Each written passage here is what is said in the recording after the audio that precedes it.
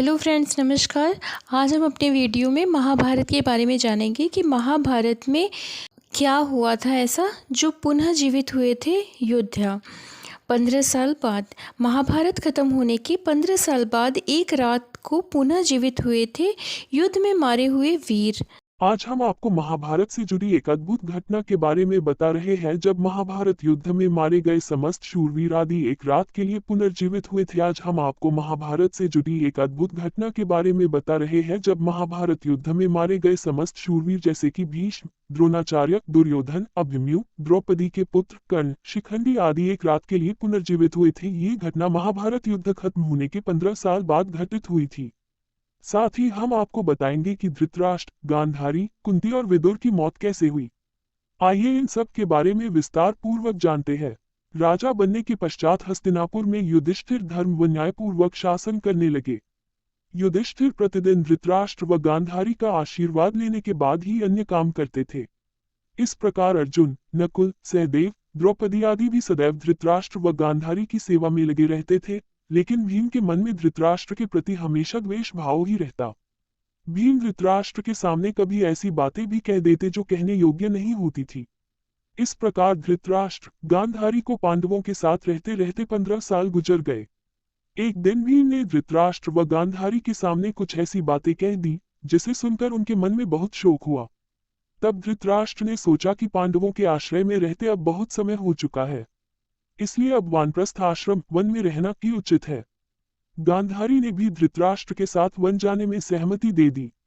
धृतराष्ट्र व गांधारी के साथ विदुर व संजय ने वन जाने का निर्णय लिया। वन जाने का विचार कर धृतराष्ट्र ने युधिष्ठिर को बुलाया और उनके सामने पूरी बात कह दी। पहले तो युधिष्ठिर को बहुत दुख हुआ, लेकिन बाद में महर्षि वेदव्यास के कहने पर युधिष्ठिर मान गए। जब युधिष्ठिर को पता चला कि धृतराष्ट्र व गांधारी के साथ विदुर व संजय भी वन जा रहे हैं तो उनके शोक की सीमा नहीं रही। धृतराष्ट्र ने बताया कि वे कार्तिक मास की पूर्णिमा को वन के लिए यात्रा करेंगे। वन जाने से पहले धृतराष्ट्र ने अपने पुत्रों व अन्य परिजनों के श्राद्ध के लिए युधिष्ठिर से धन मांगा। भीम ने द्वेषतावश धृतराष्ट्र को धन देने के इनकार कर दिया। तब युधिष्ठिर ने उन्हें फटकार लगाई और धृतराष्ट्र को बहुत सा धन देकर श्राद्ध कर्म संपूर्ण करवाया। तय समय पर धृतराष्ट्र, गांधारी, विदुर व संजय ने वन यात्रा प्रारंभ की। इन सभी को वन जाते देख पांडवों की माता कुंती ने भी वन में निवास करने का निश्चय किया। पांडवों ने उन्हें समझाने का बहुत प्रयास किया, लेकिन कुंती भी धृतराष्ट्र और गांधारी के साथ वन चली गई। धृतराष्ट्र आदि ने पहली रात गंगा नदी के तट पर व्यतीत की। कुछ दिन वहां रुकने के बाद धृतराष्ट्र, गांधारी, कुंती, विदुर व संजय कुरुक्षेत्र आ गए। यहाँ महर्षि वेदव्यास से वनवास की दीक्षा लेकर ये सभी महर्षि शतयुग के आश्रम में निवास करने लगे। वन में रहते हुए धृतराष्ट्र घोर तप करने लगे। तब से उनके शरीर का मांस सूख गया। सिर पर महर्षियों की तरह जटा धारण कर वे और भी कठोर तप करने लगे। तब से उनके मन का मोह दूर हो गया। गांधारी और कुंती भी तप में लीन हो गईं। विदुर और संजय इनकी सेवा में लगे रहते और तपस्या किया करते थे। इस प्रकार वन में रहते हुए धृतराष्ट्र आदि को लगभग 1 वर्ष बीत गया। इधर हस्तिनापुर में एक दिन राजा युधिष्ठिर के मन में वन में रह रहे अपने परिजनों को देखने की इच्छा हुई। तब युधिष्ठिर ने अपने सेना प्रमुखों को बुलाया और कहा कि वन जाने की तैयारी करो। मैं अपने भाइयों व परिजनों के साथ वन में रह रहे महाराज धृतराष्ट्र, माता गांधारी व कुंती आदि के दर्शन करूंगा। इस प्रकार पांडवों ने अपने पूरे परिवार के साथ वन जाने की यात्रा प्रारंभ की। पांडवों के साथ वे नगरवासी भी थे जो धृतराष्ट्र आदि के दर्शन करना चाहते थे। पांडव अपने सेना के साथ चलते चलते उस स्थान पर आ गए जहां धृतराष्ट्र, गांधारी और कुंती रहते थे। जब युधिष्ठिर ने उन्हें देखा तो वे बहुत प्रसन्न हुए और मुनियों के वेश में अपने परिजनों को देखकर उन्हें शोक भी हुआ। धृतराष्ट्र, गांधारी और कुंती भी अपने पुत्रों व परिजनों को देखकर बहुत प्रसन्न हुए। जब युधिष्ठिर ने वहां विदुर जी को नहीं देखा तो धृतराष्ट्र से उनके बारे में पूछा। धृतराष्ट्र ने बताया कि वे कठोर तप कर रहे हैं। तभी युधिष्ठिर को विदुर उसी ओर आते हुए दिखाई दिए, लेकिन आश्रम में इतने सारे लोगों को देखकर विदुर जी पुनः लौट गए। युधिष्ठिर उनसे मिलने के लिए पीछे पीछे दौड़े। तब वन में एक पेड़ के नीचे उन्हें विदुर जी खड़े हुए दिखाई दिए। उसी समय विदुर जी के शरीर से प्राण निकले और युधिष्ठिर में समा गए। जब युधिष्ठिर ने देखा कि विदुर जी के शरीर में प्राण नहीं है तो उन्होंने उनका दाह संस्कार करने का निर्णय लिया। तभी आकाशवाणी हुई कि विदुर जी संन्यास धर्म का पालन करते थे। इसलिए उनका दाह संस्कार करना उचित नहीं है। ये बात युधिष्ठिर ने आकर महाराज धृतराष्ट्र को बताई।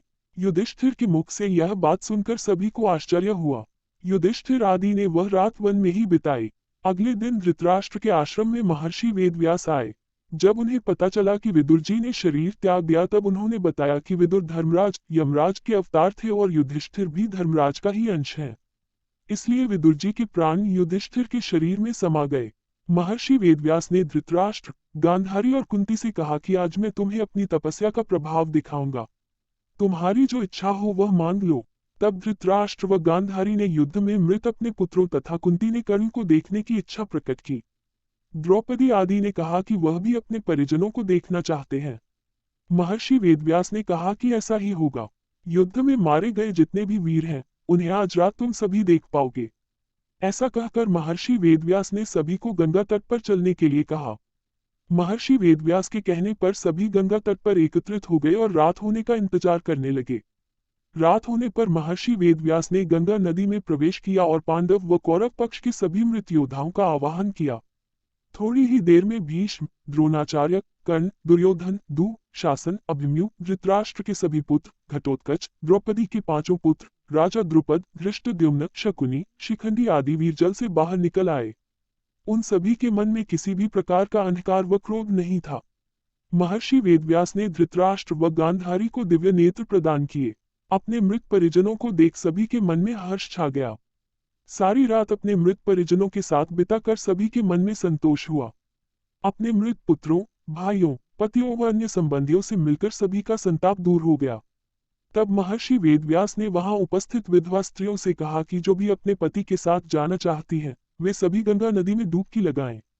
महर्षि वेदव्यास के कहने पर अपने पति से प्रेम करने वाली स्त्रियां गंगा में डुबकी लगाने लगी और शरीर छोड़कर पतिलोक में चली गईं। इस प्रकार वह अद्भुत रात समाप्त हुई। इस प्रकार अपने मृत परिजनों से मिलकर धृतराष्ट्र, गांधारी, कुंती व पांडव बहुत प्रसन्न हुए। लगभग 1 महीना वन में रहने के बाद युधिष्ठिर आदि पुनः हस्तिनापुर लौट आए।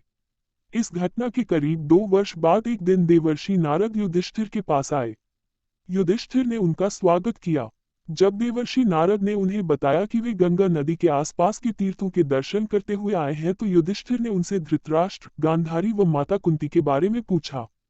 तब देवर्षि नारद ने उन्हें बताया कि तुम्हारे वन से लौटने के बाद धृतराष्ट्र आदि हरिद्वार चले गए।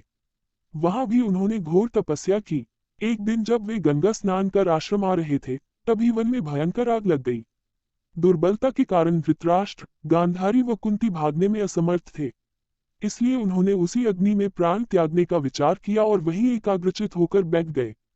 इस प्रकार धृतराष्ट्र, गांधारी व कुंती ने अपने प्राणों का त्याग कर दिया। संजय ने ये बात तपस्वियों को बताई और वे स्वयं हिमालय पर तपस्या करने चले गए। धृतराष्ट्र, गांधारी व कुंती की मृत्यु का समाचार जब महल में फैला तो हाहाकार मच गया। तब देवर्षि नारद ने उन्हें धैर्य बंधाया।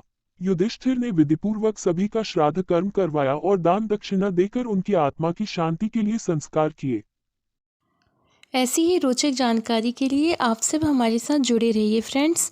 और महाभारत की कहानी सुनना अच्छा लगता हो या रामायण की कहानी सुनना अच्छा लगता हो या पूजा पाठ से रिलेटिव कोई भी जानकारी चाहिए या तीर्थ व्रत के बारे में कुछ भी जानना है तो please like, comment, subscribe, share it. Thank you friends. हम फिर मिलेंगे अगले वीडियो में। तब तक के लिए नमस्कार।